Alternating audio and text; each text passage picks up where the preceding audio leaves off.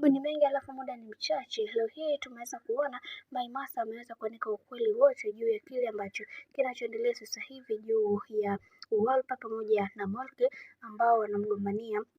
kaka yetu Isalito au kwa jina lingine unaweza kusema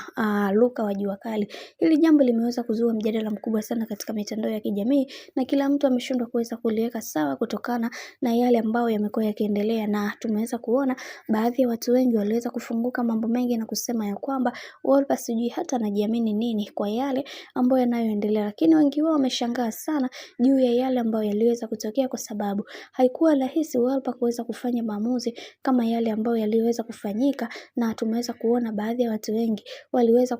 kupambana na kusema ya kwamba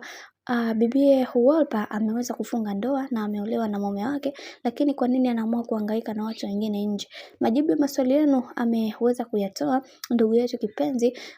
dada yetu Maimartha, akisema ya kwamba Wolper pamoja na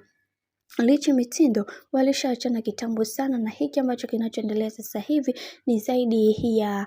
kutokupendana. Yani wamekaa wanalea mtoto ili maisha mengine yaweze kwenda, kwa sababu kuna wengi wamekuwa wakijiuliza maswali mengi juu ya yale ambayo yanayoendelea, ila ukweli utabakia kuwa pale pale ya kwamba dada yetu kipenzi anapambana sana kuweza kumpata Isalito, na ndio maana amekuwa akimuonga simu kwa namna moja ama nyingine, na ndio maana anakuambia atapambana juu chini ili aweze kumpata, kwa sababu ndiye mwanaume pekee ambaye anampenda na anatamani sana kuweza kuhakikisha anapata nafasi nzuri ya kuweza kuwa naye. Nafikiri watu wengi mnamfahamu sana Wolper, akiwa akitaka kuamua lake basi lazima liwe kama vile ambavyo ilivyokuwa awali. Bwana, mambo ni mengi sana juu ya hiki ambacho kinachoendelea sasa. Mimi naomba nikukumbushe kitu kimoja, kama ndo mara kwa kwanza basi usisahau kusubscribe, kulike, kushare pamoja na kucomment.